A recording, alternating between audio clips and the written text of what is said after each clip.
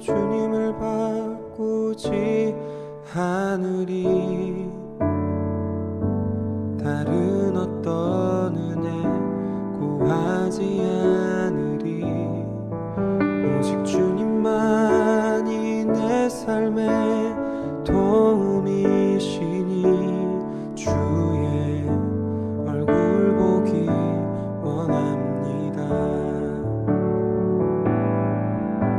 난 무엇과도 주님을 바꾸지 않으리. 다른 어떤 은혜 구하지 않으리.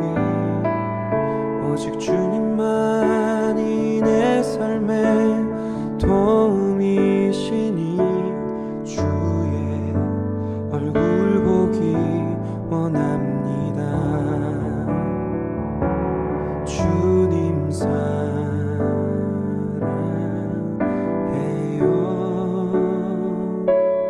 온 맘과 정성 다해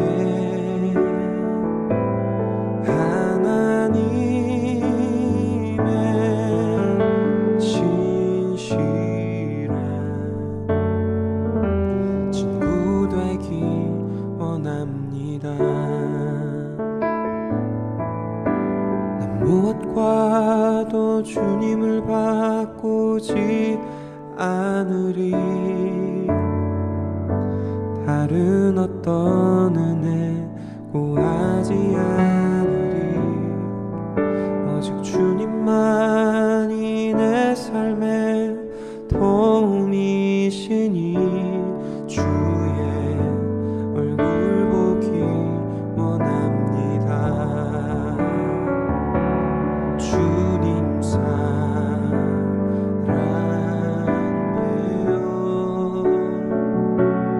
온 맘과 정성 다해 하나님의 신실한 친구 되기 원합니다. 주님 사랑해요.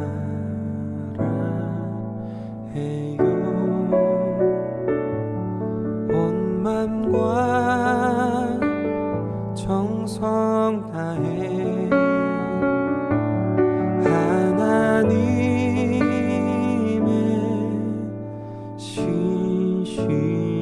신실한 친구 되기 원합니다.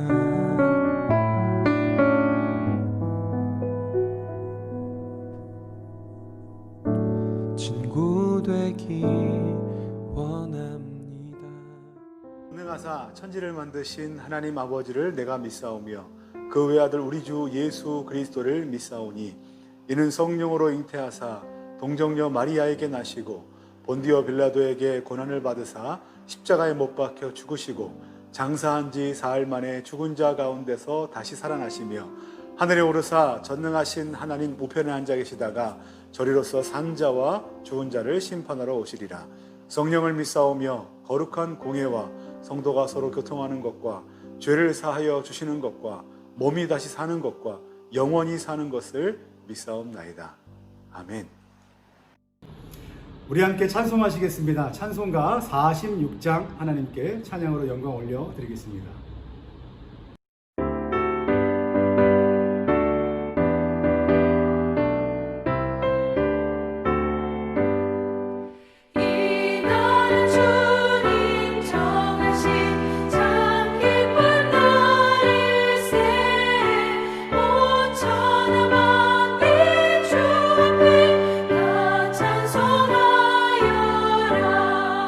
주 오늘 부활하신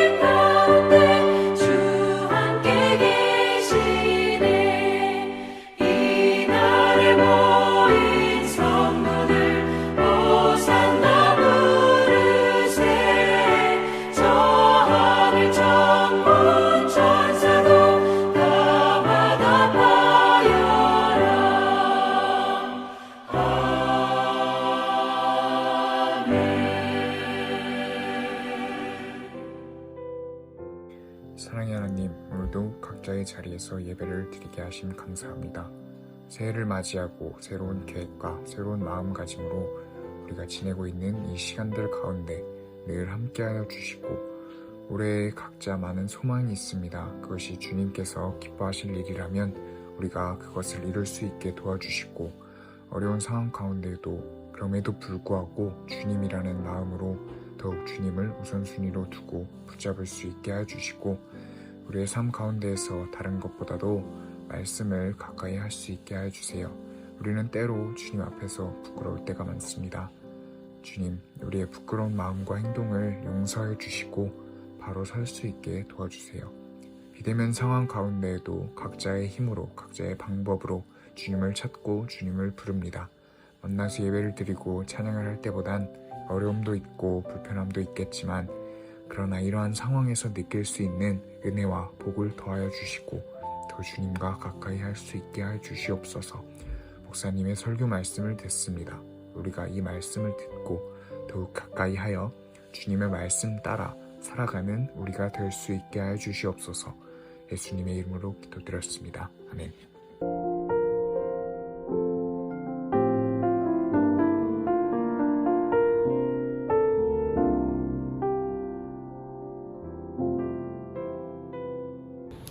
우리 함께 말씀 보겠습니다. 오늘 우리에게 주시는 하나님의 말씀은 마태복음 26장 6절부터 16절까지 말씀입니다. 우리 함께 읽도록 하겠습니다. 같이 읽습니다. 예수께서 베다니 나병 환자 시몬의 집에 계실 때에 한 여자가 매우 귀한 향유 한 옥합을 가지고 나와서 식사하시는 예수의 머리에 부으니 제자들이 보고 분개하여 이르되 무슨 의도로 이것을 허비하느냐, 이것을 비싼 값에 팔아 가난한 자들에게 줄 수 있었겠도다 하거늘 예수께서 아시고 그들에게 이르시되 너희가 어찌하여 이 여자를 괴롭게 하느냐, 그가 내게 좋은 일을 하였느니라. 가난한 자들은 항상 너희와 함께 있거니와 나는 항상 함께 있지 아니하리라. 이 여자가 내 몸에 이 향유를 부은 것은 내 장례를 위하여 함이니라. 내가 진실로 너희에게 이르노니 온 천하에 어디서든지 이 복음이 전파되는 곳에서는 이 여자가 행한 일도 말하여 그를 기억하리라 하시니라. 그때 12 중에 하나인 가룟 유다라 하는 자가 대제사장들에게 가서 말하되 내가 예수를 너희에게 넘겨주리니 얼마나 주려느냐 하니 그들이 은 30을 달아주거늘 그가 그때부터 예수를 넘겨줄 기회를 찾더라. 아멘.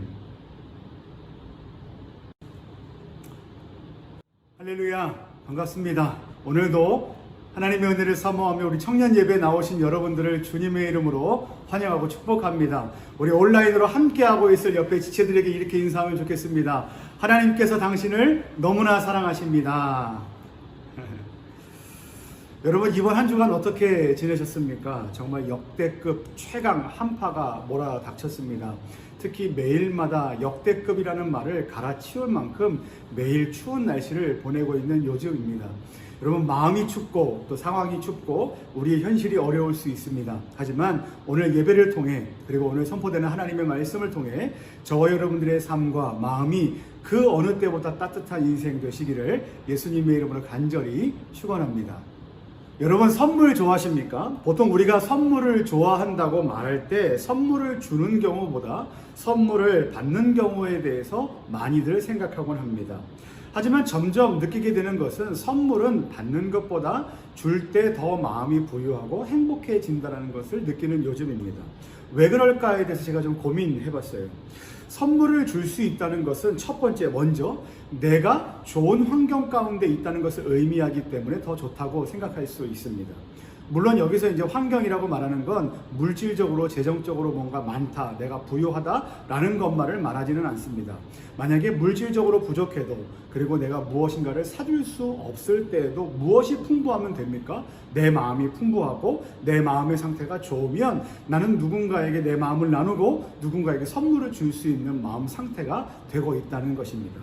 여러분, 생각해 보십시오. 물질도 없고요, 시간도 없고요, 그리고 어떤 것에 몰두해서 누군가를 신경 신경 쓸 수조차 없는 환경 가운데 있다고 생각해 보십시오. 그때 누군가에게 선물할 수 있겠습니까? 누군가에게 내 시간과 내 마음을 드릴 수 있겠습니까? 그렇지 못합니다. 그러니까 내가 누군가에게 마음을 쓴다, 내가 선물을 줄 수 있는 환경이 되었다라는 것은 무엇입니까? 하나님의 은혜가 나의 삶 가운데 지금 역사되고 있다는 것을 경험하고 있다는 것을 의미합니다. 또 두 번째, 내가 누군가에게 선물을 주는 것이 좋다라는 것은 내가 그만큼이나 그 누군가를 더욱 사랑하고 있다는 증거가 되기 때문에 그렇습니다. 여러분, 연예인들 그리고 아이돌들의 팬클럽 혹시 여기에 있으십니까? 아니면 또 그런 사람들을 본 적이 있으십니까? 팬클럽 회원들은요, 자기가 응원하는 사람들을 위해서 아주 마음을 들이고 시간을 들이고 많은 선물을 조공하기까지 합니다. 먹을 것, 입을 것, 예쁜 것, 실용적인 것, 특별히 지하철 벽면에 광고로 생일 축하까지 띄워주는 것이 요즘의 현실이고, 또 심지어 가수가 음반을 신곡을 발표하면 어떻게 됩니까? 스밍천국이라고 해서 그 가수를 전적으로 도와주는 것을 여러분들 하는 팬클럽들을 보게 될 거예요. 그야말로 부모님에게 또는 여자친구에게, 남자친구에게 하는 것보다 어쩌면 더 많은 것들, 더 많은 마음들을 쏟게 되는지도 모르겠습니다. 여러분, 이것을 뭐라고 말합니까? 덕질이라고 말해요. 그런데 덕질은 젊은 세대만이 하는 것이 아닙니다. 제가 얼마 전에 어떤 가게에 들어가서 사장님에게 말을 건네기 전에 이 사장님이 하는 얘기를 들었어요. 어떤 얘기를 하시냐면, 요즘에 찬원이라는 친구가 많이 아프다는 거예요. 그래서 많이 걱정하시더라고요. 그래서 제가 이렇게 얘기했습니다. 걱정하는 마음으로, 아유, 아드님이 많이 아프시나 봐요 라고 얘기를 했더니 그 찬원이 아니래요. 여러분, 누굴까요? 미스터 트롯에 나오는 찬원이 코로나 때문에 많이 힘들었다라는 그 얘기를 하고 계셨던 거예요. 그러니까 이분도 찬원이라는 그분을, 그 연예인을 마치 자기 아들을 대하듯이 이야기하고 그 아들을 대하듯이 뒷바라지하는 덕질을 하고 계셨다는 것을 제가 보고 깜짝 놀라게 되었어요. 여러분, 얼마 전에 크리스마스가 지났습니다. 우리는 어린 시절부터 크리스마스라고 하면 선물 받는 것을 떠올리게 돼요. 산타클로스, 루돌프, 굴뚝, 양말, 그리고 울면 안 돼, 이런 노래를 통해서 거기에 담겨져 있는 메시지가 뭐냐면 나는 반드시 선물을 받아야만 한다라는 메시지가 들어있어요. 그리고 우리는 교회를 다닙니다. 그리고 똑같이 크리스마스를 우리가 보내게 돼요. 그러면 우리의 마음은 어떻습니까? 똑같습니다. 우리도 누군가로부터 좋은 것 받기를 소망하는 마음이 우리 가운데 있다는 거예요. 특별히 하나님을 믿는 이 믿음 생활을 하면서, 신앙 생활을 하면서도 받는 것에 익숙해 있습니다. 여러분, 하나님의 은혜를 구합니다 라고 기도하는 것을 보면 우리는 받는 것에 익숙해 있고 받는 것을 너무나 좋아하는 사람들이라는 것을 알 수 있어요. 물론 은혜를 받는다라는 것은 우리에게 전적으로 필요한 양식과 같은 겁니다. 만약에 우리가 하나님의 은혜가 없이는 우리는 단 한순간도 살 수 없기 때문에 우리는 하나님의 은혜를 분명히 받아야만 합니다. 그런데 문제가 뭐냐 하면 하나님의 은혜라는 것을 받는 것에만 초점을 맞추고 하나님을 향해 무엇을 드리는 것에 대해서 우리가 마음을 잃어버린다면 그것은 어쩌면 신앙하는 것이 아니라 우리가 기복적으로 무엇인가를 원하는 것에만 몰두하고 있다는 것에 대한 증거가 됩니다. 여러분, 우리가 신앙의 균형을 맞추려면요, 하나님께로부터 받는 그 은혜와 더불어 무엇이 필요하냐면 한쪽 날개가 더 필요한데 그 날개가 뭐냐면 하나님께 드리는 것이 필요하다는 거예요. 우리는 받는 것과 그리고 드리는 것이 함께 결합되고 균형을 맞춰야만 온전하게 하나님께 드린다, 우리의 삶이 신앙생활을 한다라고 말할 수 있습니다. 여러분, 예배를 보십시오. 예배를 보시면 많은 순서들이 있지만 크게 두 가지로 구분할 수 있어요. 무엇입니까? 하늘로부터 내려오는 것과 우리가 하나님께 높여드리는 것, 이렇게 두 가지로 구분할 수 있어요. 하나님께 하늘로부터 내려오는 것은 무엇입니까? 하나님의 말씀이 내려오고 하나님의 축복이 내려오고 하나님의 은혜가 내려오고 하나님께 올려드리는 것이 무엇이 있습니까? 찬양을 올려드리고 기도를 올려드리고 또 우리의 간구를 올려드리고 예물을 하나님께 올려드리는 이 두 가지가 균형을 맞출 때에만 우리의 예배가 온전하다라고 말하게 됩니다. 그러니까 우리의 신앙 가운데는 무엇이 있어야 됩니까? 드리는 것과 받는 것이 동일하게 균형을 이뤄서 우리가 밸런스를 맞추고 하나님 앞에서 신앙생활을 해야 된다라는 것이에요. 오늘 우리가 읽은 본문 말씀에 보면 드림이라는 것이 얼마나 중요한지에 대해서 하나님께서 말씀하고 계십니다. 그리고 그 드림에 대해서 이야기하기 위해서 한 여인이 등장하는데, 어느 날 예수님께서 베다니 나병 환자의 집에서 함께 머물러서 이야기를 나누고 계실 때 그 뒤에 몰래 살금살금 다가와서 예수님의 머리 위에 향유를 붓는 사건이 일어나게 됩니다. 여러분, 이 사건을 두고 우리는 이미 알고 있어요. 아, 은혜롭다. 예수님께서 이 여인을 칭찬하셨다라고 알고 있지만 여러분, 막상 그 당사자가 되었다고 생각해 보십시오. 얼마나 당황스럽겠습니까? 첫 번째, 왜 당황스럽겠습니까? 여러분, 먼저 아무리 존경심이 넘쳐난다고 해도 누군가 뒤에 몰래 와서 머리에 무엇인가를 붓는다라고 생각해 보십시오. 그 상황 가운데 아, 기분 좋다라고 말할 사람이 그리 많지 않을 거예요. 우리는 그런 대인배가 되지 못합니다. 두 번째, 어떻게 해서 이 분위기가 어려워졌냐 하면 당시는 남성 중심의 문화였습니다. 우리 여성 지체들, 우리 청년들에게 미안하지만 그게 당시의 상황이었고 환경이었어요. 그런데 남성들이 함께 모여서 그 대화를 나누고 있는데 그 대화의 흐름을 지금 누가 깨고 있습니까? 주목받지 못하던 한 여인이 와서 끊고 있다는 거예요. 그러니 이 갑분싸를 어떻게 감당할 수 있겠습니까? 그리고 세 번째, 마지막 가장 중요한데 이것이 무엇이냐 하면 이 여성이 예수님의 머리 위에 부은 것이 아주 값비싼 것이었다는 것이 문제예요. 자그마치 이 값비싼 향유는 가격이 얼마일까요? 1년치 연봉에 해당됩니다. 그러니까 1년 동안 쓰지 않고 모으기만 해야만 이것을 구할 수 있는데 여러분, 그 당시 여인의 힘으로는 이것을 구할 수 없었을 거예요. 그러니까 이것을 어떻게 구했을까요? 마치 가족 대대로 물려오는 아마 갑오와 같은 것일 수도 있고, 또 하나는 이 여인이 어린 시절부터 결혼을 위해서 조금씩 모아서 이만큼의 값어치의 향유를 모아둔 자기가 가진 것의 전부일 수 있다는 거예요. 그러니까 이것은 개인적으로 봐도 그렇고 사회적인 통념으로 봐도 엄청난 값어치의 것을 지금 이 여인이 한 방에 쏟아 부었다는 것을 의미합니다. 그러니 옆에서 이 상황을 지켜보던 제자들이 얼마나 당황스러워했겠습니까? 여인을 향해서 고운 시선으로 볼 수 없었습니다. 그래서 그 옆에 있던 제자들이 그 여인을 향해서 꾸짖듯이 이렇게 말합니다. 그것을 비싼 값에 팔아서 가난한 자를 도와줬으면 엄청나게 많은 사람들을 도와줄 수 있었을 텐데 왜 그것을 낭비하고 허비하느냐라고 그렇게 꾸짖었다는 거예요. 여러분들, 질문 하나 드리겠습니다. 여러분들은 어떻게 생각하십니까? 이 여인이 지금 행한 이 모든 행동이 낭비일까요? 아니면 칭찬받은 일일까요? 어찌 보면 여인을 비난했던 제자들의 말은 매우 상식적인 이야기라고 할 수 있습니다. 여러분, 일의 효용성을 따질 때, 그러니까 어떤 돈 이렇게 지출할 때 우리가 가성비라는 것을 우리가 확인하잖아요. 우리가 일의 효용성을 따지고 그리고 가성비를 따질 때마다 우리가 갖고 있는 돈을 어떻게 사용하고 싶어 합니까? 기왕이면 실용적이고 기왕이면 가치 있는 곳에 사용하기를 원하는 것입니다. 이렇게 하는 것이 옳은가 저렇게 하는 것이 옳은가에 대해서 우리는 늘 끊임없이 고민합니다. 특히 세상 사람들이 우리 그리스도인들에게 바라고 소원하는 것이 무엇입니까? 사랑의 종교 아닙니까? 하나님께서도 이웃을 내 몸과 같이 사랑하라고 말씀하셨고, 그리고 빛과 소금의 역할을 감당해야 한다고 말씀하셨던 것이 하나님의 명령입니다. 그러니까 분명 1년치 연봉에 해당하는 이 값비싼 향유를 팔아서 가난한 자들에게 돕는 것이 매우 상식적이고 합당한 일이라 할 수 있습니다. 그러니까 이런 상황을 두고 제자들이 말했던 그와 같은 내용들은 아주 상식적이라는 거예요. 하지만 오늘 말씀에서 그런 제자들이 간과하고 있는 것이 하나가 있는데 그것이 무엇인가 하면 그들은 상식적이고 효율적이라는 것, 그 의미보다 더 중요한 것을 놓치고 있는데 그것이 바로 이것이 누구를 위한 것인가 라는 것을 놓치고 있습니다.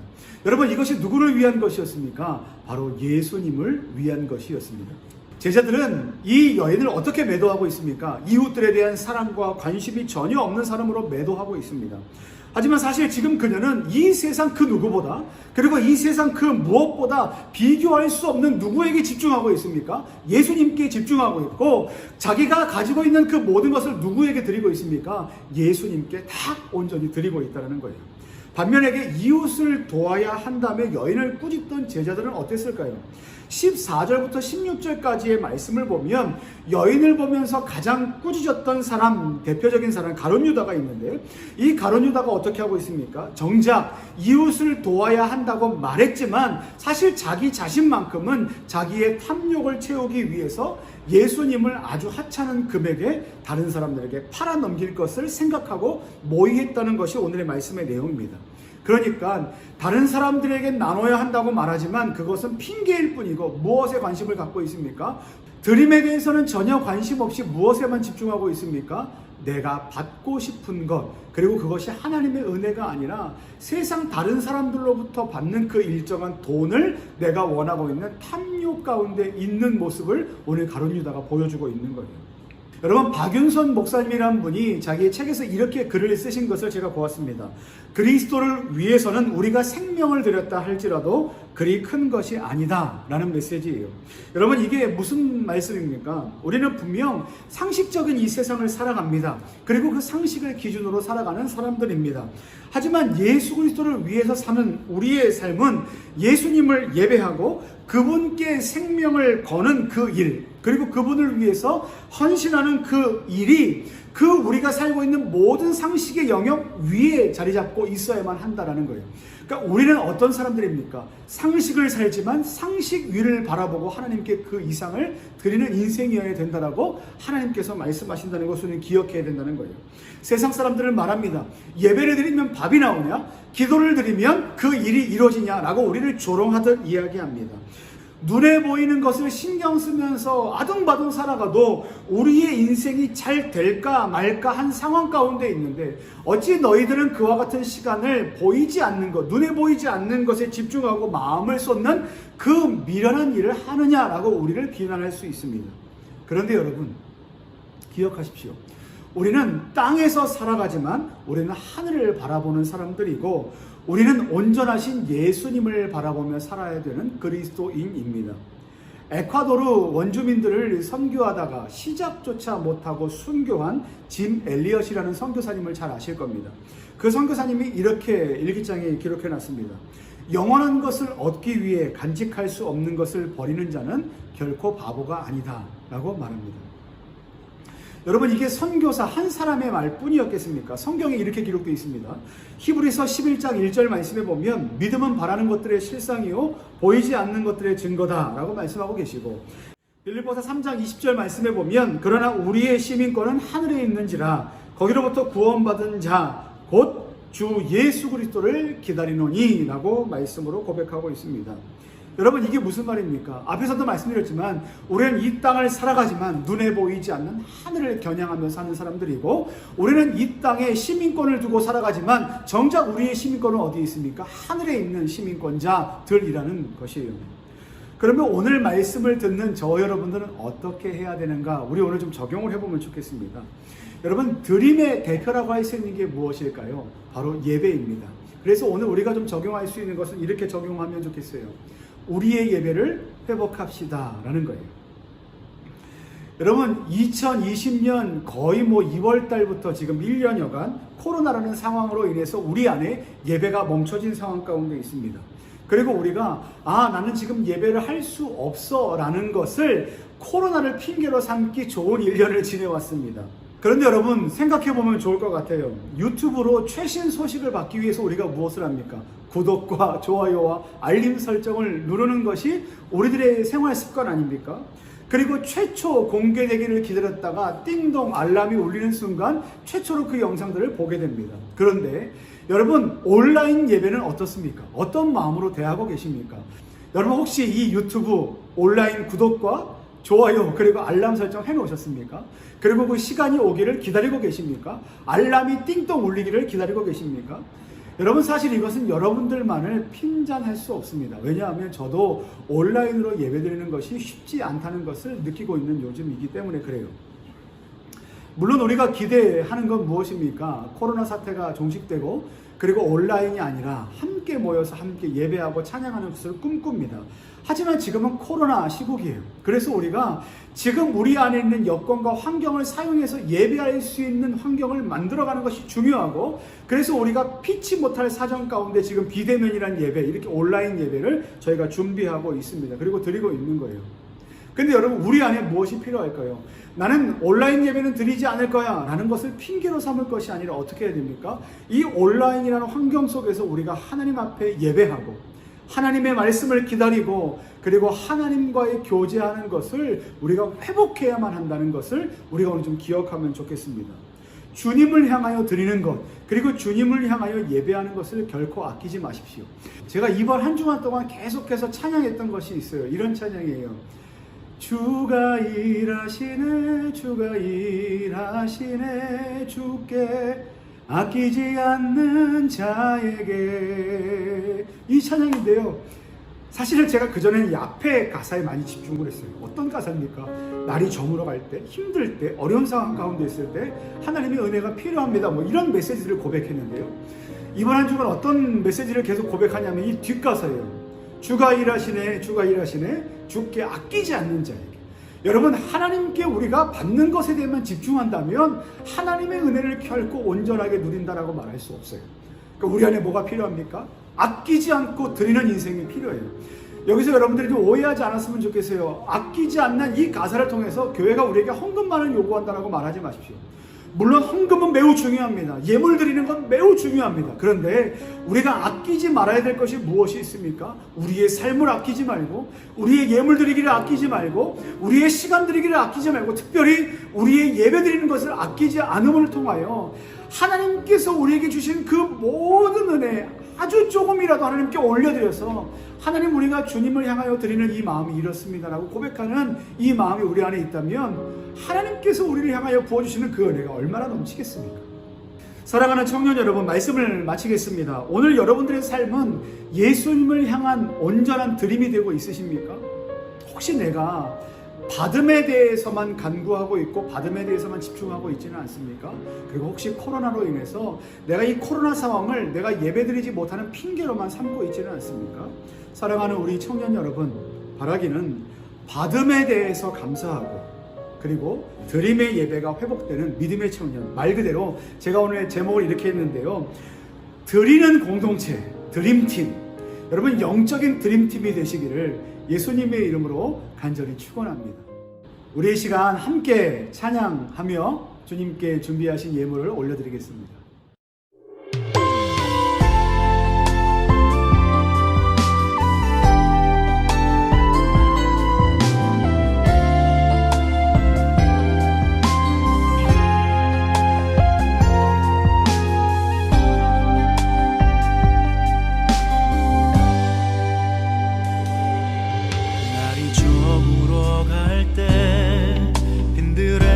걸을 때 그때가 하나님의 때,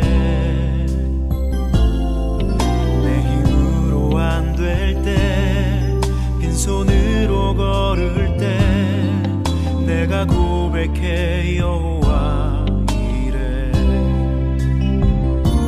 주가 일하시네, 주가 일하시네, 주께 아끼지 않는 자에게. 주가 일하시네, 주가 일하시네, 신뢰하며 걷는 자에게.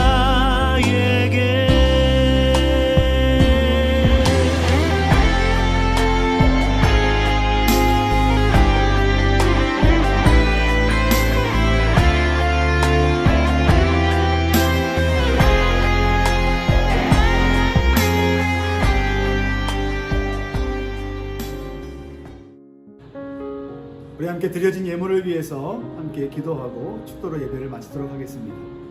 사랑과 은혜가 충만하신 하나님 아버지, 오늘도 우리에게 말씀하여 주시고 우리가 받는 것에만 익숙하고 받는 것을 사모하는 것이 아니라 하나님께 받은 것에 대해서 감사하고 하나님께 드림이 되는, 그리고 예수님께 예배를 드리는 믿음의 공동체 드림팀이 될 수 있도록 주님 도와 주시옵소서. 우리 안에 결단이 일어나도록 인도하여 주시고 예배의 회복이 일어나도록 인도하여 주시고 우리의 예배를 통하여 날마다 하나님 영광 받아주시고 우리 공동체 드림팀 공동체가 날마다 믿음으로 성장하는 복된 공동체 될 수 있도록 인도하여 주시옵소서. 하나님, 오늘도 우리에게 주신 은혜에 감사하며 하나님께서 주신 것의 일부를 하나님께 올려드립니다. 그곳에 감사의 제목을 담고 또 기도의 제목을 담고 우리의 시간과 우리의 마음과 우리의 헌신과 결단의 마음을 담아 하나님께 올려드립니다. 하나님, 이것을 받아주시고 하나님이 모든 것이 사용되는 곳마다 온전하게 하나님의 영광과 교회의 복음만 드러나도록 주님 도와 주시옵소서. 우리 사랑하는 청년들 어디에 있든지 무엇을 하든지 날마다 예배케 하시고 있는 자리에서 강건하고 안전한 복된 시간 될 수 있도록 주님 도와 주시옵소서. 지금은 우리 주 예수 그리스도의 은혜와 아버지 하나님의 극진하신 사랑하심과 성령 하나님의 교통하시는 은혜가 오늘도 예수님을 향하여 아끼지 않고 드림이 되겠다는, 예배를 회복하겠다는 드림팀이 되기를 소망하며 나아가는 우리 모든 청년들 머리 위에, 그리고 학업과 가정과 그리고 직장 위에 이제로부터 영원토록 함께 계실지어다. 아멘.